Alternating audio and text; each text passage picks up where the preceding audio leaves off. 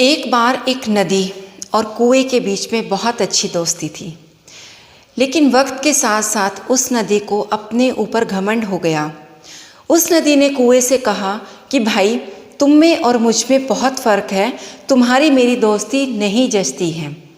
तो कुएं ने उसको बड़े प्यार से बोला कि अरे बहन, हमारे बीच में ये छोटा बड़ा, ये ऊंच नीच कहाँ से आ गई? आज तक हम इतने अच्छे दोस्त हैं, तो आज हमारी दोस्ती के बीच में ये दरार कैसी?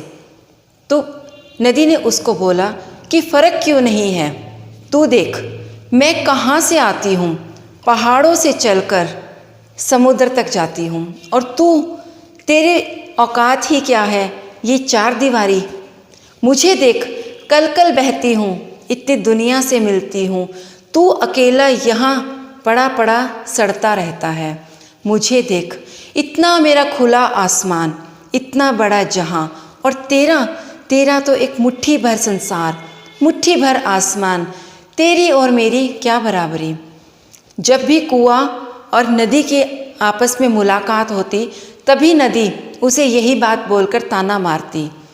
कुछ दिनों के बाद कुएं ने उस नदी को बड़ी विनम्रता के साथ, बड़ी शालीनता के साथ बोला कि हाँ बहन, अब मुझे भी लग रहा है कि आप में और मुझ में बहुत फ़र्क है। तो नदी को जो अपना घमंड था वो और भी ज़्यादा उड़ान भरता हुआ नज़र आया कि देखा, आ गया ना तुझे समझ कि मैं कितनी विशाल हूँ, तुझसे कितनी महान हूँ।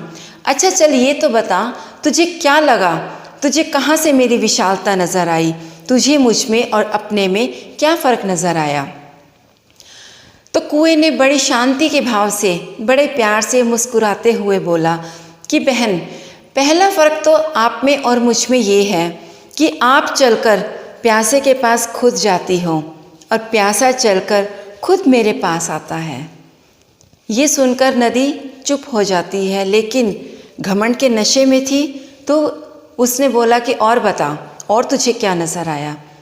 तो कुएं ने बोला कि बहन, तुम पहाड़ों से आती हो, इसलिए ऊपर से नीचे गिरती हो, लेकिन मैं चाहे ज़मीन से निकलता हूँ, लेकिन नीचे से ऊपर उठता हूँ।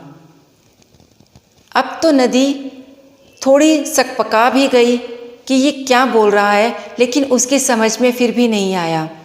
उसने बोला कि बहन, मैं मानता हूँ कि तुम कल कल बहती हुई विशाल समुद्र में जाकर मिल जाती हो, लेकिन तुमने ये कहा कि तुम विशाल समुद्र में जाकर और भी विशाल हो जाती हो, लेकिन मुझे ऐसा लगता है कि तुम विशाल समुद्र में जाकर विशाल नहीं होती, बल्कि तुम अपना अस्तित्व भी खो देती हो। और यहाँ पर मैं जब कोई पथिक मेरे अंदर से पानी निकालता है, अपनी प्यास बुझाता है, उसकी प्यास बुझने के बाद उसके चेहरे पर संतुष्टि देखकर मैं खुशी से फूल जाता हूँ, मेरे अंदर पानी और लबालब हो जाता है। ये बात सुनकर अब नदी चुप हो गई। शायद उसका जो घमंड था, उसका जो नशा था, वो चूर हो चुका था।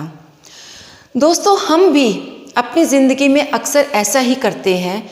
अक्सर यही गलतियाँ हर किसी इंसान से अनजाने में होने लगती हैं। कब? जब उसके पास थोड़ा पैसा आ जाए, थोड़ा रुतबा आ जाए, सोशल सर्कल हो जाए। कल तक जो चीज़ उसके पास नहीं थी, आज जैसे ही उसके पास वो चीज़ आ जाए, वो अपना पास्ट भूलकर सामने वाले को भी नीचा देखने लगता है। वो ये बात भूल जाता है कि 2 रुपये का सिक्का अगर गिर जाता है तो कितनी आवाज़ करता है। अगर वो गिर जाए और इधर उधर कहीं नज़र ना आए तो उसे कोई ढूंढने का भी प्रयास नहीं करता, जबकि अगर 2000 का नोट नीचे गिर जाए, उसके गिरने की तो आवाज़ भी नहीं आती, फिर भी जिसकी हाथ से गिर जाए, जिसकी नज़र पड़ जाए, वो भी उसके गिरने पर उसे उठाकर माथे से चाहता है। वही 2000 का नोट अगर डस्टबिन में गिर जाए या किसी के पैरों के नीचे भी आ जाए, तो भी उसकी वैल्यू कम नहीं होती।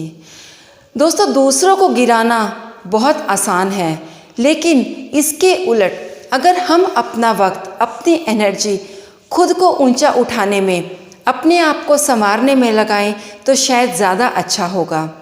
अगर आपके सामने एक लाइन लगी हुई है और आपने उसको छोटा दिखाना है तो आप क्या करेंगे, उस लाइन को मिटाएंगे? जी नहीं। अगर आप उस लाइन को मिटाकर छोटा करते हैं तो इसमें आपने क्या किया? अगर आपने अपने आप को प्रूव करना है तो आप उस लाइन के आगे दूसरी लाइन लगा दीजिए, तो वो लाइन अपने आप छोटी हो जाएगी।